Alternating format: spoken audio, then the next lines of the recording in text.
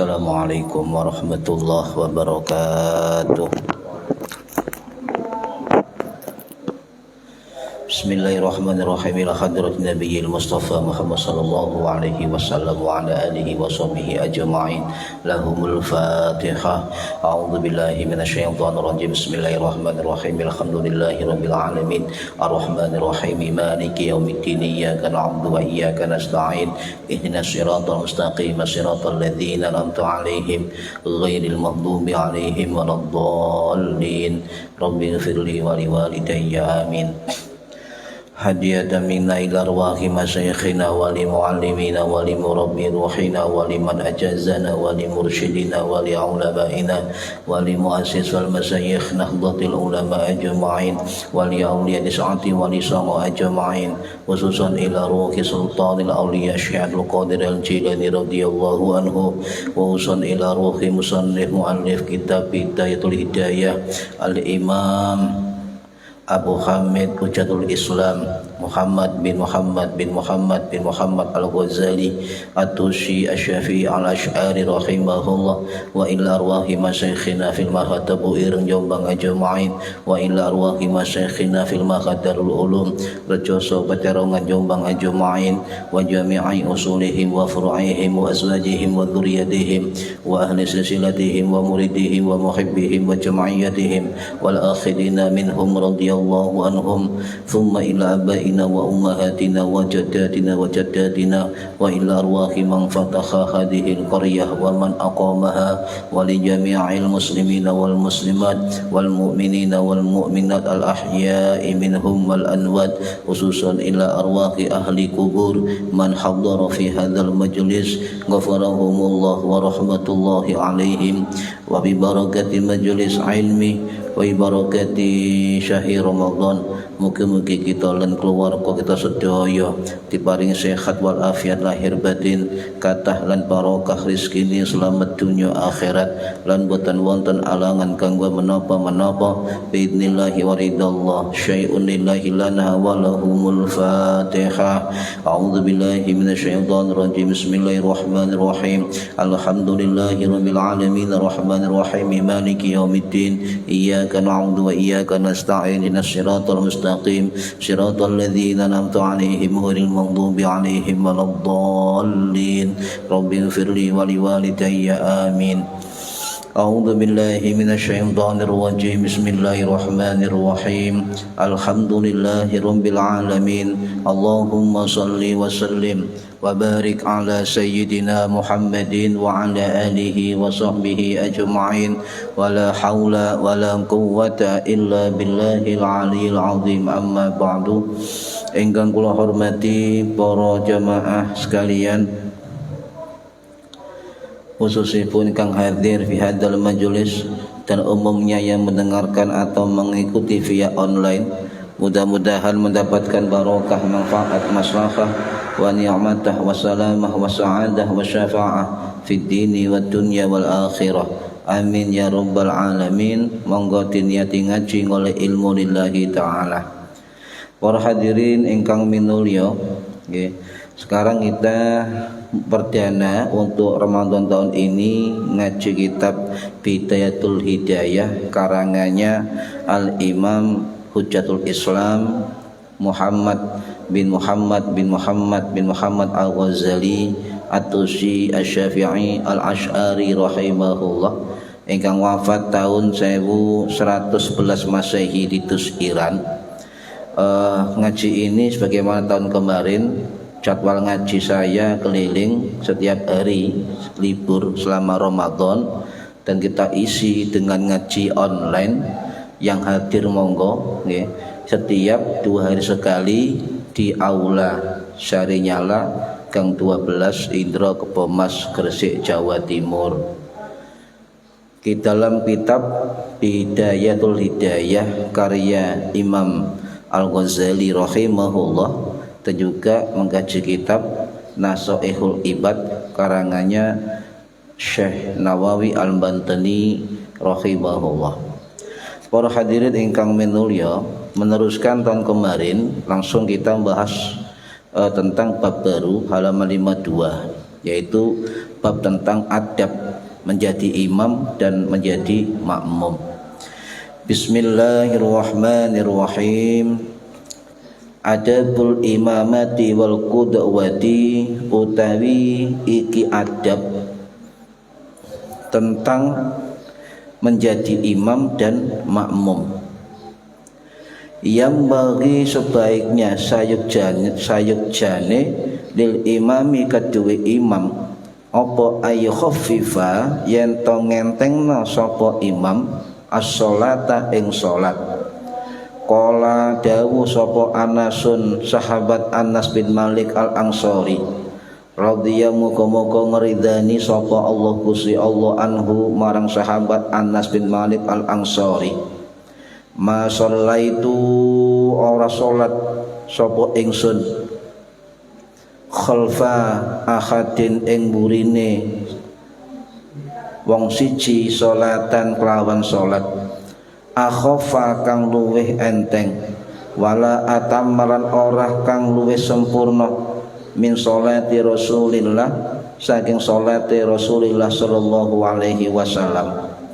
Wala yukabbiro lan ora kena takbir sapa imam malam yafruqi selakine durung rampung sapa al muadzinu wong tukang adzan minal iqamati saking iqamah.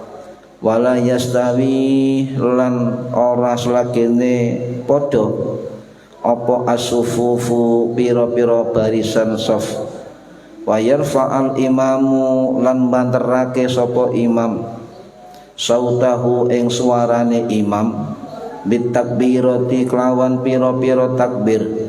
Wala yarfa'a lan ora banterake sapa al makmumu makmum sautahu ing suarane makmum illa biqadri kejaba kelawan kira-kirane ma yusmi'u barang kang rungu sapa nafsahu awak dhewene makmum. Para hadirin ingkang minulya, ini tentang bab adab-adab tata krama menjadi imam dan menjadi makmum dalam sholat berjamaah. Ya. Yang dikatakan berjamaah itu adalah ada imam, ada makmum. Jika dua orang ini maka dikatakan berjamaah. Nah, untuk menjadi imam itu pun diatur di dalam ajaran Islam agar menjadi imam sholat itu lebih sempurna, lebih khusyuk sesuai dengan sunnah dan ajaran Kanjeng Nabi Muhammad sallallahu alaihi wasallam. Diterangkan di situ yang bagi lil imami ay khaffifas shalah. Sebaiknya bagi imam itu meringankan sholatnya, atau kalau dalam istilah guru saya itu sholatut tashil, meringankan sholat. Nah, ini termasuk merupakan perintah Kanjeng Nabi, ya, dan juga pendapat para ulama, ya. Ada sebuah riwayat ngeten, dalam kitab ini dibuka dengan hadis Kanjeng Nabi, riwayat dari sahabat Anas bin Malik al-Ansari radhiyallahu anhu ingkang wafat tahun 709 Masehi di Basrah, Irak. Jadi wonten hadis yang menyebutkan tentang perintah supaya imam itu mengeraskan bacaannya. Nah, ini riwayat sahih dari Imam Bukhari rahimahullah yang wafat tahun 870 Masehi di Bukhara, Uzbekistan, dan juga riwayat Imam Muslim rahimahullah yang wafat di Naisabur, Iran. Bahkan hadis niki berbunyi ma sholaitu khalfa akhadin sholatan akhafa wala atamma min sholati Rasulillah sallallahu alaihi wasallam. Aku tidak melakukan sholat di belakang seorang pun yang lebih ringan dan yang lebih sempurna sebagaimana sholatnya Rasulullah sallallahu alaihi wasallam. Ini riwayat hadis sahih. Bahkan hadis niki walaupun di dalamnya tidak ada perawinya, tapi dalam catatan guru-guru kita itu banyak termaktub di dalam kitab-kitab hadis para ulama. Apalagi ini hadis sahih Bukhari Muslim. Kalau butuh referensi, kita buka kitab Umdatul Ahkam min kalam min khairil anam sallallahu alaihi wasallam, karangannya Imam Abdul Ghani Al-Maqdisi Al-Hambali rahimahullah, yang wafat tahun 1203 Masehi di Kairo Mesir. Bisa juga panjenengan buka kitab Musnad Asy-Syirat karangannya Imam Muhammad bin Ishaq Asy-Syirat An-Naisaburi rahimahullah, sing wafat tahun 920 Masehi di Naisabur, Iran. Atau juga kita bisa membuka dalam kitab Subulul Huda war Rasyad fi Syirah Khairil Ibad karangannya Imam Muhammad bin Yusuf As-Solihi Asy-Syami rahimahullah, sing wafat tahun 1536 Masehi dalam kitab Ahkamul Kubra. Wonten kitab Al-Ahkamul Kubra. Atau sampeyan buka kitabnya Imam Al-Baghawi rahimahullah, sing wafat tahun 1100 Masehi di Iran dalam kitab Syarhus Shaghir, ya Syarhus Shaghir li Baghawi. Atau yang dalam kitab terkenal kitabnya Imam Nawawi rahimahullah, sing wafat tahun 1207 Masehi di Nawasuriyah dalam kitab Riyadus Shalihin, dan banyak yang lain. Jadi Nabi memerintahkan, Anas bin Malik mengatakan bahwa Nabi sholatnya itu ringan dan sempurna. Ya. Di situ ada kata akhofa wa atamah. Akhofa itu artinya lebih ringan, lebih enteng sholatnya, dan juga wa atamah lebih sempurna. Itu dilakukan Kanjeng Nabi ketika sholat berjamaah. Ya. Itu lebih enteng, lebih sempurna. Yang dimaksud meringankan sholat bagaimana? Pasti ada sebabnya, ada latar belakangnya, ada alasannya. Karena Nabi melakukan sesuatu itu pasti ada alasannya. Dan ternyata salah satu alasan yang dimaksud akhafa wa atama atau sholat yang ringan menurut Kanjeng Nabi itu dijelaskan dalam hadis yang lain. Hadis riwayat Abu Hurairah radhiyallahu anhu sing wafat tahun 678 Masehi. Ini riwayat dari beberapa ulama hadis, termasuk riwayat Imam Bukhari, Imam Muslim rahimahumullah, termasuk riwayat Imam Tirmidzi rahimahullah sing wafat tahun 892 Masehi di Tirmidzi Uzbekistan, termasuk riwayat Imam An-Nasa'i rahimahullah sing wafat tahun 915 Masehi. Abu Hurairah mengatakan bahwa idza shalla ahadukum lin-nasi falyukhaffif. Nabi bersabda, idza shalla ahadukum lin-nasi falyukhaffif fa in fihi mudha'ifa was-saqima wal kabira fa idza shalla li nafsihi falyutawwil ma syaa. Jika salah satu seorang kamu sholat mengimami orang, maka hendaklah ia meringankannya, meringankannya. Falyukhaffif, ini adalah perintah Kanjeng Nabi, maka hendaklah ia meringankannya. Kenapa disuruh Kanjeng Nabi kita meringankan sholat? Fa in fihimu dha'ifa, sebab di dalam jamaah itu ada orang-orang yang lemah, was-saqimah, dan ada orang-orang yang sakit, wal kabira, dan ada orang-orang yang tua usianya. Fa idza shalla li nafsihi, dan jika sholat kamu sendirian, fal yutawwil, maka panjangkan, masya'a sakarepmu. Nabi itu kalau melihat, jadi imam itu harus melihat makmum, sebab di belakangnya itu ragam, fihimu, di dalamnya jamaah ada orang-orang lemah, orang-orang sakit, ada orang-orang tua, Bahkan dalam redaksi Imam Muslim ditambahkan was-shaghira, banyak anak-anak kecil. Jadi tidak boleh kemudian panjenengan hafal Quran, panjenengan ahli ilmu, panjenengan enak suarane, kemudian suwe-suwekno, dilamah-lamakan, tidak boleh. Harus melihat kondisi makmum. Para hadirin rahimakumullah. Lah hadis Abu Hurairah ini menurut Imam Nawawi rahimahullah sing wafat tahun 1277 Masih di Nawasuriyah dalam kitab Al-Minhaj Syarah Sahih Muslim, beliau mengatakan hadis tadi ada kalimat falyukhaffif. Nah, ini terdapat perintah Kanjeng Nabi untuk meringankan sholat. Jadi perintah Kanjeng Nabi untuk meringankan sholat. Tetapi kata Imam Nawawi, walaupun sholat sampan itu ringan, enteng, tidak boleh meninggalkan syarat rukun sunnah dan juga makna dari sholatnya. Tidak boleh kemudian saking cepet kayak wong olahraga, utuk olahraga. Itu tetap tidak mengurangi syarat rukun sunnah, tumaknina dan sebagainya. Itu Kanjeng Nabi karena melihat makmum. Makanya kalau jadi imam itu sampai noleh ke belakang dulu, dilihat sambil sawu sufufakum, dilihat. Oh, akeh wong tuwek, surate pendek, ya, wa kulhu atau al-falaq gitu. Tergantung dari kondisi makmum. Tetapi karena Kanjeng Nabi, fa idza shalla li nafsihi, dan ketika kamu sholat sendirian, fal yutawwil, dawakno.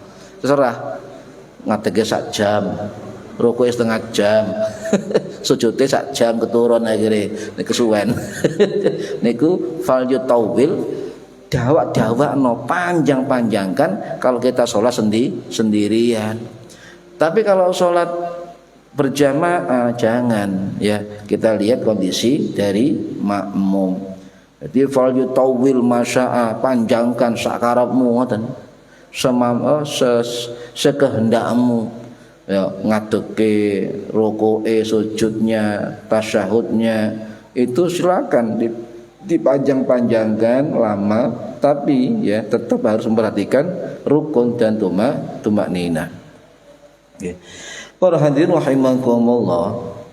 Selain itu, ya, ada keterangan dari Imam Badruddin Al-Aini rahimahullah sing wafat tahun 1451 Masehi, ya, di Mesir dalam kitab Umdatul Qari Syarah Sahih Bukhari. Beliau mengatakan ketika Nabi memerintahkan falyukhaffif, ringankan salatmu, fihi muddha'ifa, fihi muddha'ifa wal kabira was sakima was saghira. Ya, ini kata Imam Badruddin Al-Aini dalam kitab beliau, ini telah dilakukan oleh para sahabat Nabi. Mereka enggak pernah ketika berjamaah berlama-lama. Seperti dilakukan oleh sahabat Anas bin Malik Al-Ansari radhiyallahu an sing wafat tahun 709 Masehi di Basrah, Irak.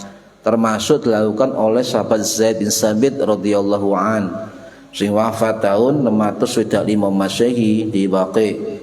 Termasuk dilakukan oleh sahabat Sa'ad bin Abi Waqqas radhiyallahu anhu sing wafat tahun 656 Masehi, 674 Masehi di Baqi.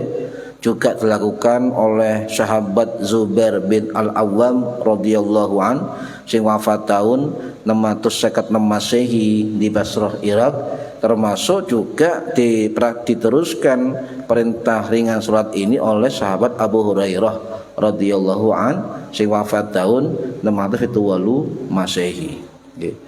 Ini harus kita perhatikan betul-betul para hadirin rahimakumullah. Bahkan pernah Kanjeng Nabi itu ketika ngimami sholat itu ada anak kecil menangis. Ini diriwayatkan oleh sahabat Anas bin Malik Al-Ansari radhiyallahu anhu dari sahih hadis Imam Bukhari, Imam Muslim rahimahumullah. Nah, ketika Nabi mengimami sholat, beliau mengatakan sungguh aku ingin melamakan sholat, ya. Nabi itu ingin melamakan sholat, memanjangkan sholat.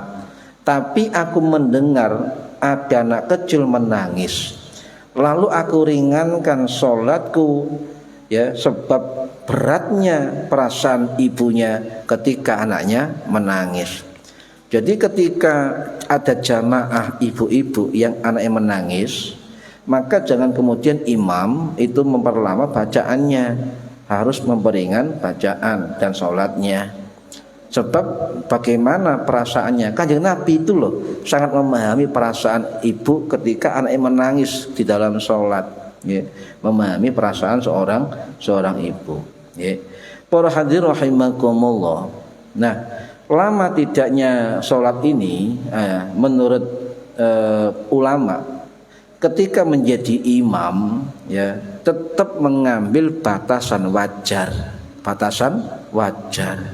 Artinya tidak terlalu cepat sebab mengabaikan kesempurnaan kekhusyuan sholat, dan juga tidak terlalu panjang atau lama sebab bisa menganiaya atau mendolimi perasaan jamaahnya, ya.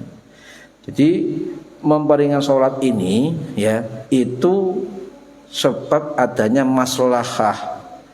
kemaslahatan untuk jamaahnya, kemaslahatan untuk makmumnya.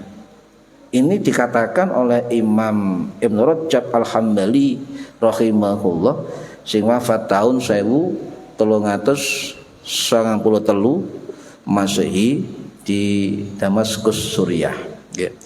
Nih, jadi ada sebab tertentu, bahkan menurut Imam Ibnu Daqi Al-Aid Asy-Syafi'i rahimahullah, sing wafat tahun 1302 Masehi, nggih, ten Kairo Mesir, dalam kitab Ihkamul Ahkam dia mengatakan memperingan sholat, mengentengkan sholat sebab ada maslahah dan ada masyaqqah. Ada maslahah, ada masyaqqah. Ada masyaqqah, ada hal yang berat, ya. Nah, berarti memperingan sholat itu ada sebab maslahah, ada sebab masyaqqah. Contoh maslahah adalah misalnya sholatnya ringan, maka bisa tidak memperdaya atau mendolimi perasaan jamaah yang kesusu atau yang ada keperluan. Juga ada yang masyaqqah, ada ibu yang bayinya nangis, barangkali anak sing jamaah kudu ngising, kudu ngoyo. Ini kan juga sangat resah di dalam sholatnya. Ini para hadirin rahimakumullah. Nah, kalau misalnya, ya, tidak ada masyaqqah, ya, dan juga makmum ridho terhadap imam yang panjang sholatnya, menurut Imam Ibnu Hajar Al-Asqalani rahimahullah, sing wafat tahun 1489 Masehi di Kairo Mesir, dalam kitab Fathul Bari Syarah Sahih Bukhari, beliau mengatakan tidak masalah.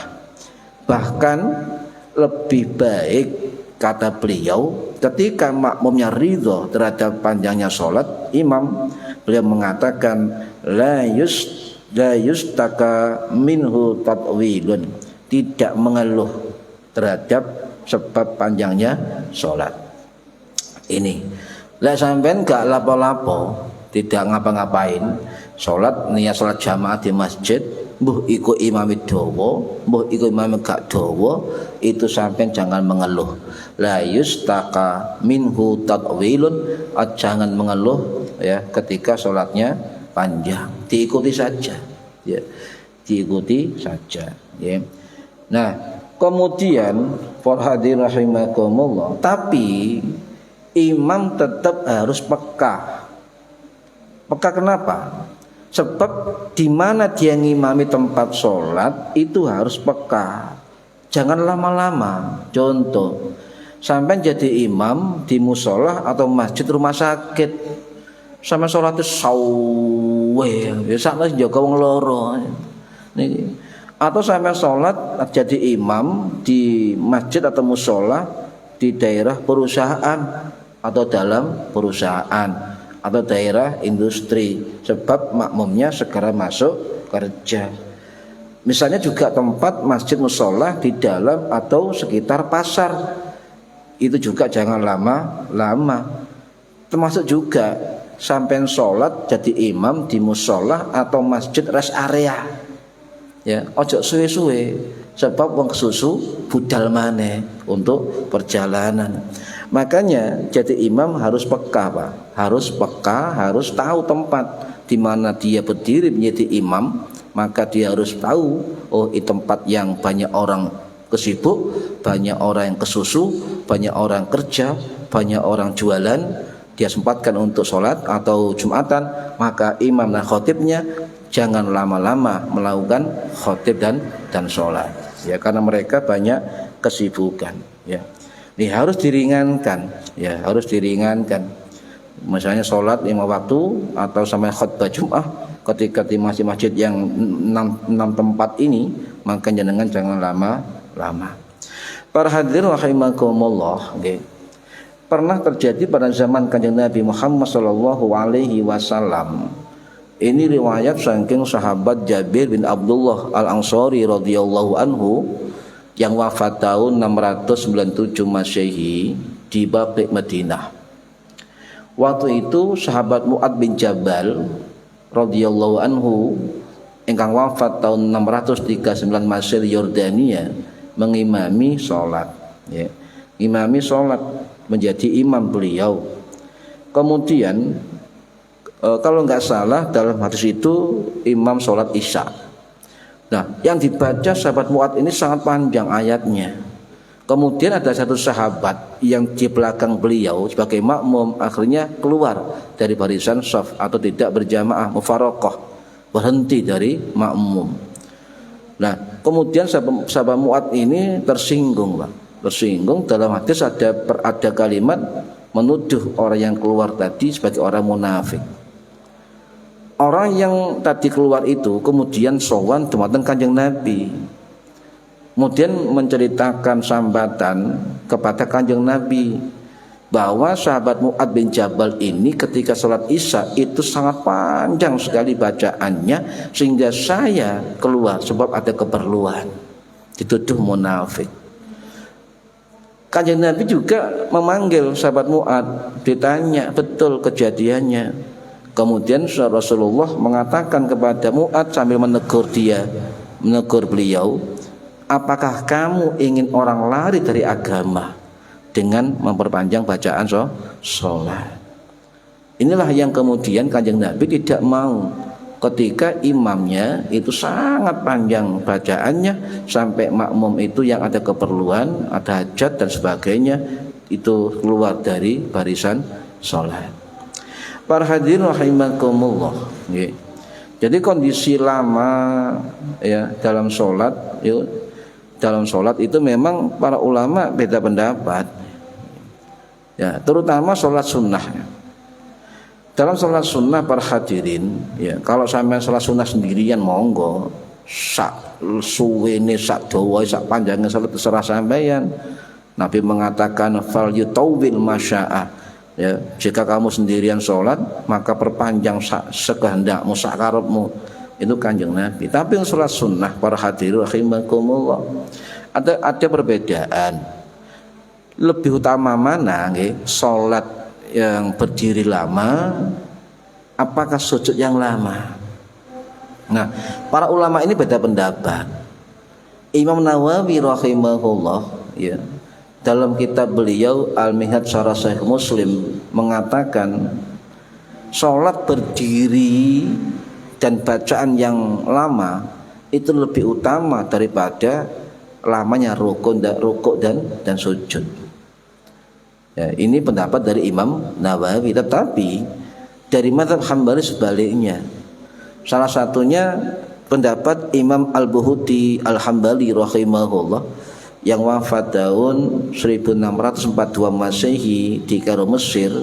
Ya, beliau mengatakan bahwa di dalam mazhab Hambali sholat sunnah yang lebih utama lama itu adalah dalam sujudnya. Ini jadi para ulama beda pendapat. Nah, ketika sholat sunnah ya yang dianjurkan pendek atau ringan itu harus juga diperhatikan. Contoh, panjenengan ya sholat sunnah fajar qobliyah subuh itu diperingan, jangan lama-lama sebab waktunya memang mepet. Yang kedua, khawatir iqomah ya, khawatir ada iqomah. Nah, kemudian para hadir rahimakumullah, yang kedua, contoh sholat sunnah tahiyatul masjid. Sampai sholat sunnah tahiyatul masjid itu jangan juga lama-lama, diperingan ya.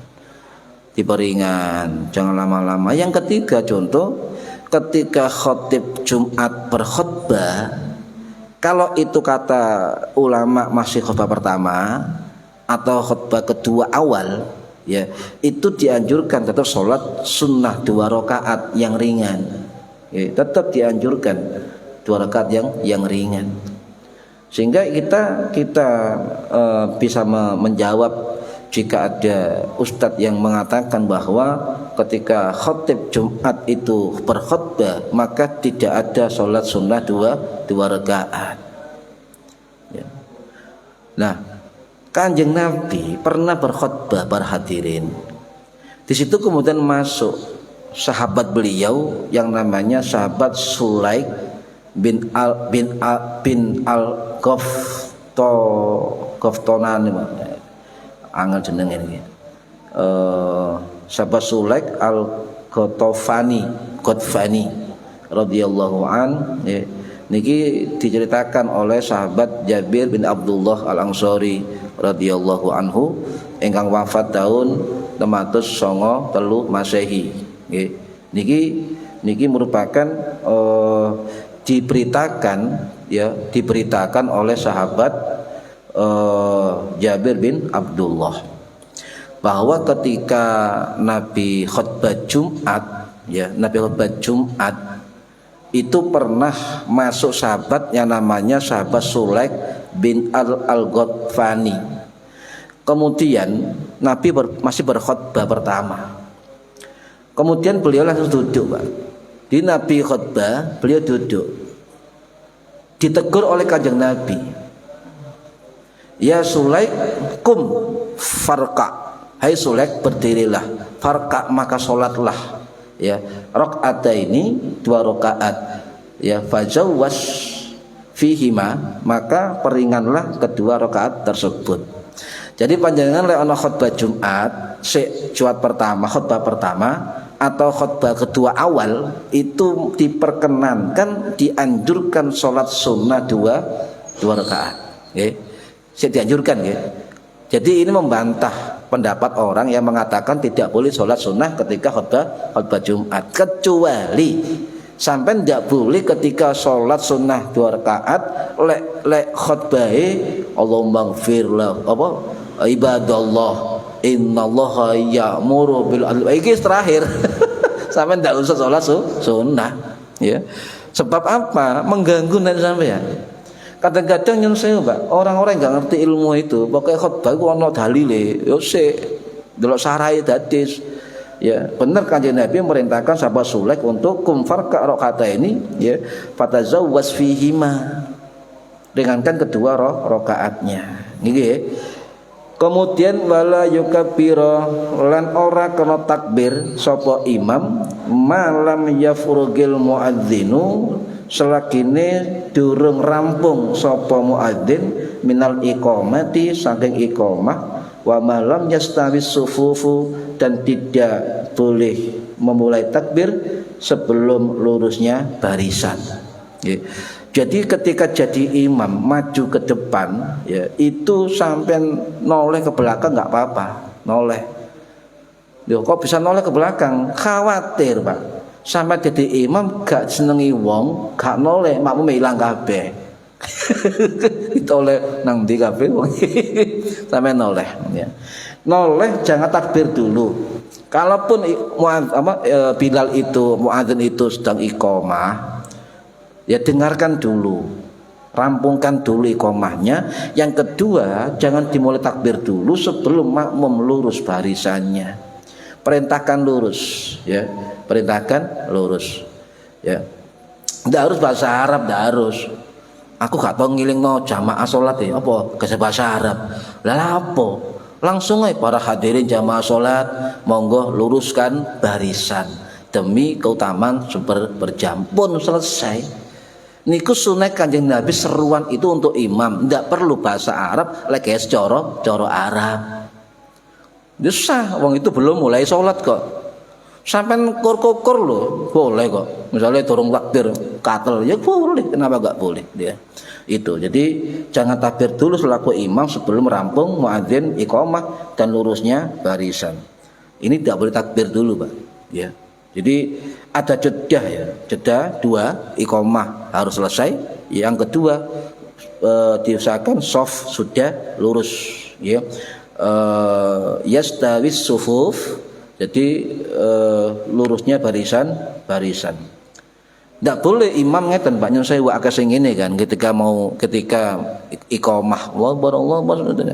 Jadi imam moro-moro ngepuk serban wong, ayo salat. Ya salat enggak boleh, Pak. Pernah kan men? Iya, dikepuki. Ceblok mbek serbane, ayo salat enggak boleh. Itu bukan anjuran. Yang dianjurkan jadi imam ya, bukan kemudian ngepuk makmum untuk salat, tetapi berseru kepada makmum untuk merapatkan barisan. Cukup iqamah mawon yang menginformasikan makmum jamaah bahwa salat mau dimulai. Enggak usah keluar-keluar. Dikepuki kuwabe enggak usah ya. Ini bisa menyebabkan kebencian dan sebagainya ya. Jadi imam tidak boleh ngajak-ngajak orang sholat dengan pukulan, tidak boleh. Nah, bagaimana kalimat untuk ngajak lurusnya barisan? Banyak kalimat, Pak. Sama kalau dengar orang imam membaca luruskan barisan kan beda ya.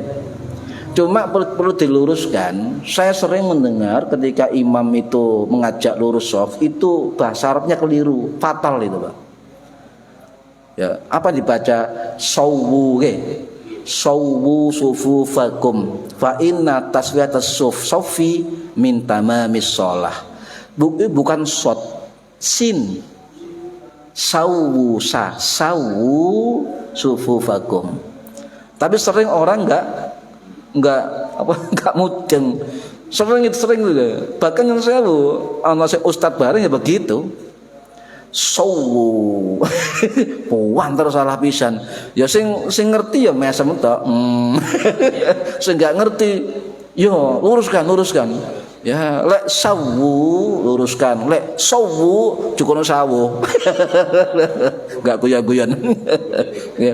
Jadi itu yang perlu diluruskan, sawu sin kecil, sawu panjang, sawu sufufakum. Fa inna taswiyatas sufu ada 2 kalimat nggih. Jadi lek redaksine Imam Muslim ngaten. Sawu sufufakum fa inna taswiyatas soffi min tamamis shalah. Lek ono kalimat soffi gandengane min tamamis shalah.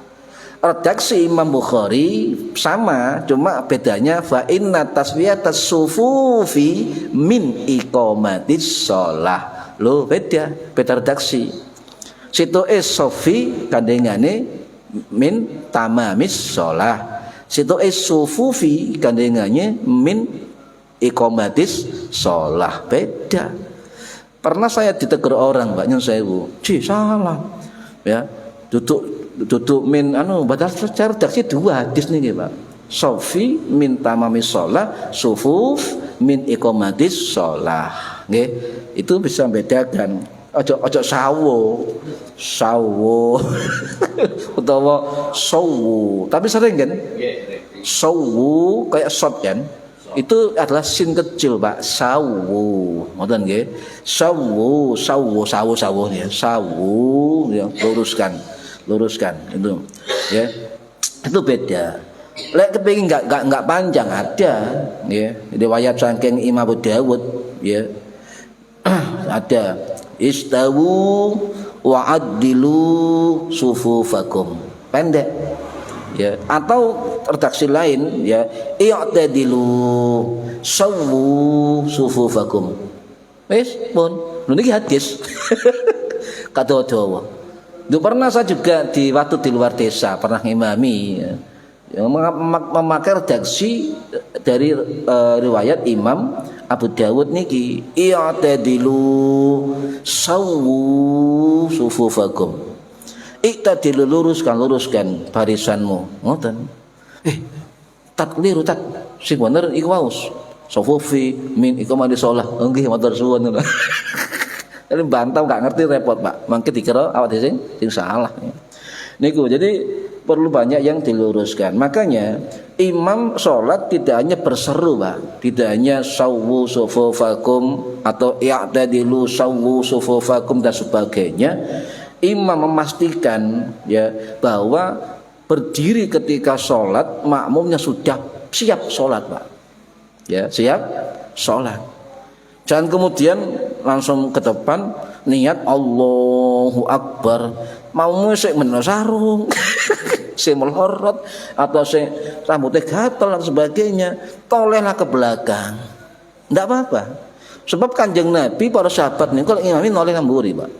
Nek Kanjeng Nabi mboten noleh, iki CCTV niki nih, ya, CCTV. Ro lek wong sing ya apa ro Kanjeng Nabi, ya. Nah, kenapa dilakukan begitu? Ini pernah dilakukan oleh sahabat Umar bin Khattab radhiyallahu an, sing wafat tahun 644 Masehi di Nabawi. Napa? Umar bin Khattab niki dadi imam itu kereng, Pak. Kereng. Coba lek sampean dadi imam kaya Umar bin Khattab melayu kabeh. Napa kerenge? Itu menyuruh satu orang untuk ngusai wong lu barisan. Ayo. Itu melayu kabeh. Lek cara Umar bin Khattab. Akhirnya orang yang disuruh tadi ngomong lurus. Langsung Umar bin Khattab mulai imami. Nah, lanjut kepada Utsman bin Affan, lebih lembut, ya. Nggak usah kemudian nyuruh orang, ya. Jadi ada orang info, lurus, dah ngimami. Ali bin Abi Thalib itu kalau mau ngimami lihat celah-celah barisan, sing kosong maju, sing ini mundur, ngono sampai rapat. Nggih. Nah rapatnya sahabat ini nggak rapat kemudian sikil Pak. Sampai sok nguling niku. Sing penting apa? Sing penting lurus bahu, ya rapat dan lurus dari bahu, bukan kaki, keliru itu. Bukan kaki. Salat koyo ate pencak ngono. Mengkangkang ya apa ya? Sare setane cekak melboni barisan. Ya tak jawab, setane mlebu ngisor sampean. Saking ombo kene. Niki aneh-aneh kok wong ngene ya Allah ya. Lek sampean rapet coba, lek rapet sikil-sikil, rapet. Lek sampean tahiyat akhir angel mboten. Angel. Jadi sikil ya Pak ya, rapet ya sampean tahiyat akhir kan miring ngeten ya. Butuh ngono to ombo nih kan. Lah sampean misale iku angel, Pak. Ya lek tanggoe sebelah gak cantengan pupune. Nek cantengan ya apa sampean? Nah niki. Jadi harus yang wajar-wajar saja. Iki sing penting. Jadi yang dimaksud itu adalah bagaimana imam itu berseru agar memastikan makmum itu siap untuk berjamaah. Niki penting dilakukan. Nggih. Kemudian para hadirin, nggih. Hukum menyeru barisan sholat ini sunnah ya. Di dalam mazhab Syafi'i, terutama dalam kitab I'anut Talibin karangannya Sayyid Bakri Syato Adimyati rahimahullah sing wafat tahun 1892 Masehi di Ma'la Mekah, dia mengatakan wa yata'akkadul i'tina'u bidzalik. Itu hukumnya sangat dianjurkan untuk menyeru makmum. Nah, para hadirin rahimakumullah, kemudian nyun sewu Pak, sebelum sampean salat nggih, kadang-kadang imam terdengar ngeten nggih, bismillahirrahmanirrahim, qul a'udzu birabbin nas, malikin nas, ilahin nas, ya. Kadang maca a'udzu bikalimatillahi tammati min syarri ma khalaq, a'udzu bikalimatillahi ini, atau maca subhanallah, alhamdulillah, wala ilaha illallah bareng. macam-macam ono sing kul wallahu ahad Allahu samad. Apa hukumnya mengatakan ini sebelum sholat? Ya kono hukumnya sebab durung sholat Pak. Loh bener kan? Durung sholat lo sampean garo-garo ya oleh. Garo-garo oleh. Noleh ya oleh kon durung sholat. Lho iku zikir kok diarani bid'ah. Ya. Loh, siapa ulama yang menganjurkan maca An-Nas sebelum sholat? Pertama kali yang merintahkan ini adalah Imam Ghazali rahimahullah, sing wafat tahun 1111 Masehi di Tus Iran, dalam kitab Bidayatul Hidayah. Ya, beliau mengatakan wastawi iman, ketika jejak berdiri, summa qara, maka bacalah qul a'udzu birabbin nas. Kenapa? Ya, tahassunan biha minasyaitonir rajim, untuk perlindungan benteng dari godaan setan yang terkutuk. Ini Imam Ghazali. Kenapa juga baca itu? Ya, wahdhur qalbaka, hadirkan hatimu. Ya, fafarriqu minal waswas, akan dijauhkan dari rasa was-was. Ini kata Imam Ghazali. Kok dalile? Wah, iki kenane ngono nang wong dalile kok ono bid'ah. Wong sadurunge salat Nabi piye. Contoh Pak sampean mau salat terus kudu ngoyo, bid'ah ngono. Bid'ah mboten niku? Bid'ah. Kanjeng Nabi gak tahu, kata imami, kata makmum sampean ngoyo, gak tahu berarti bid'ah. Dek gak ngoyo kepoyo tok. Maren iki. Nah, iki ya. Jadi tapi ada dalil, Pak. Ada dalil sebelum salat kita berlindung dumateng Gusti Allah.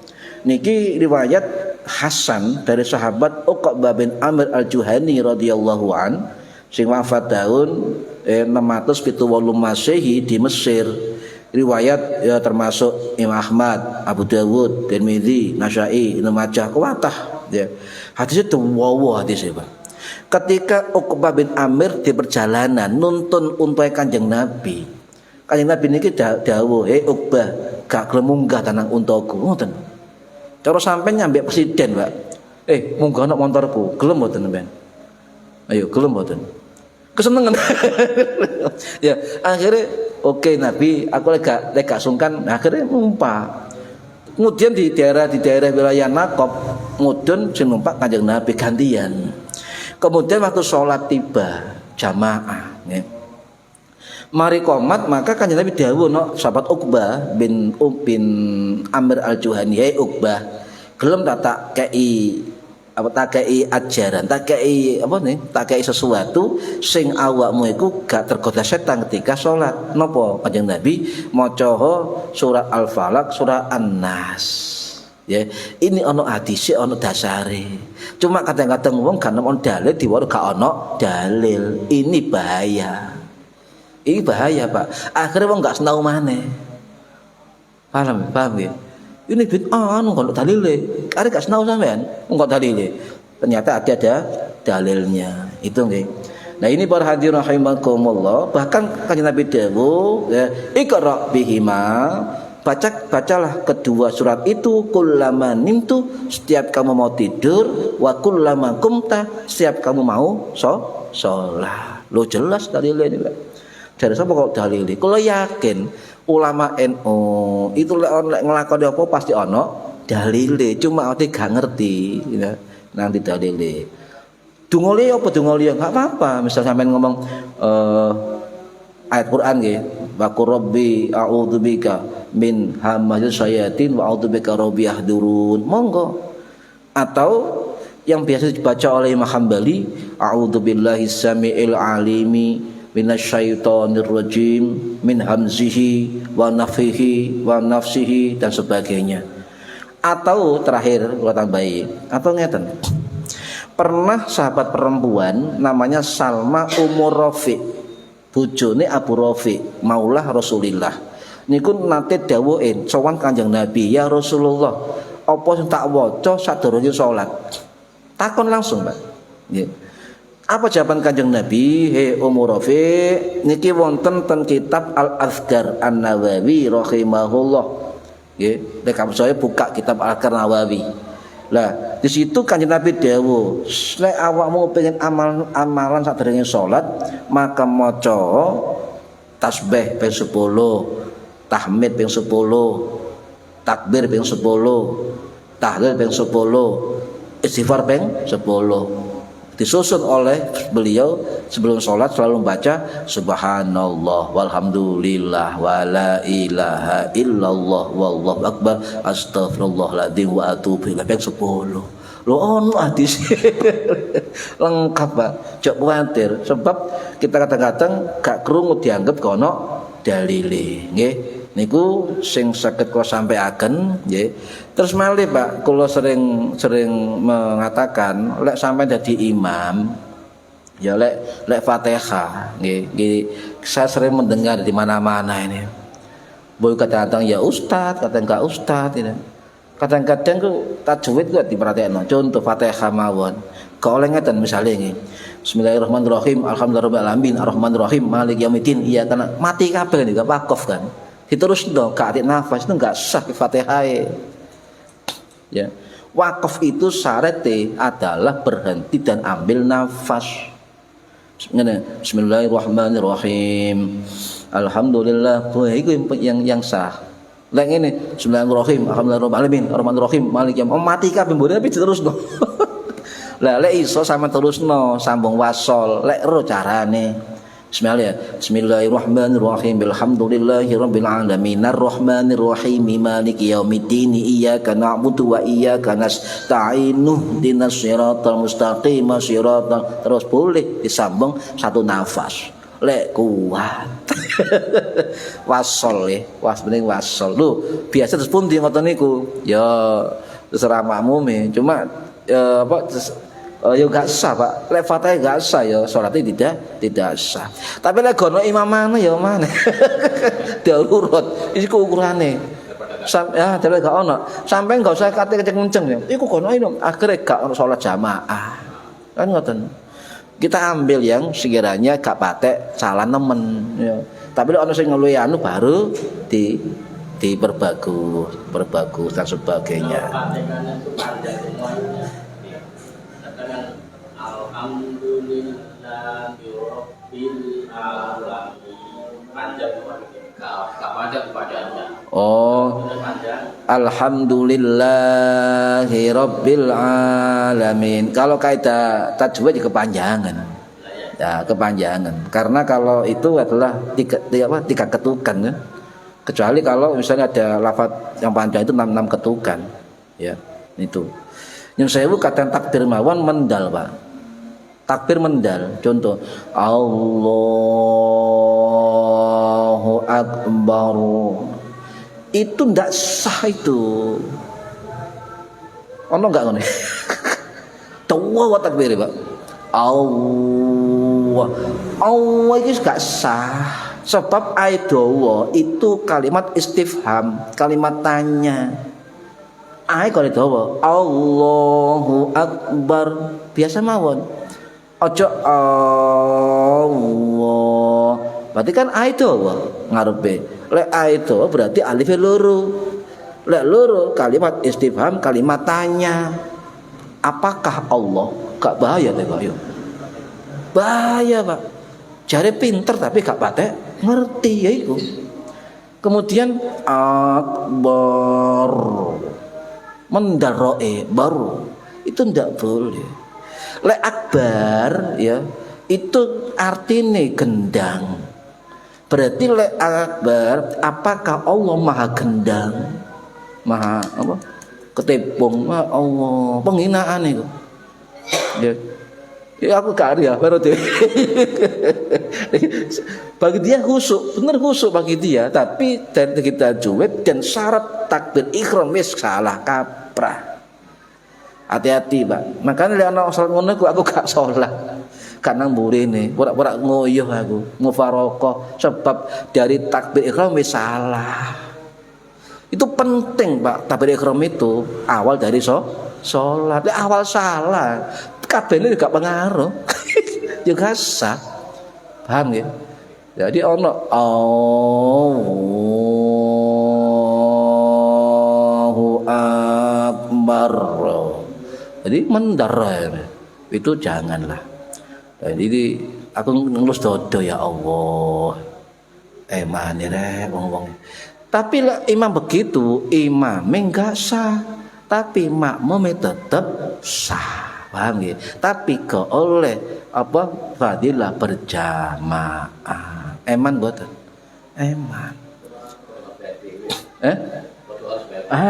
Sama dengan sembahyang sendiri, tapi sah makmumnya, imam gak sah. Ya cara montor mogok, Pak. Itu. Jadi nyun sewu ana maning ngeten nyun sewu nggih. Ana maning ini. Sami Allah, saya jangan panjang, itu pendek semua. Sami Allahu liman hamidah. Ana maning ngeten, assalamu alaikum. Salamnya kurang panjang. Banyak bacaan salat yang perlu kita luruskan. Ternyata kita simpulkan walaupun dia ahli ibadah, ahli sholat, tokoh agama atau apapun, tapi baca sholatnya sudah tidak sah. Bahaya mboten niki.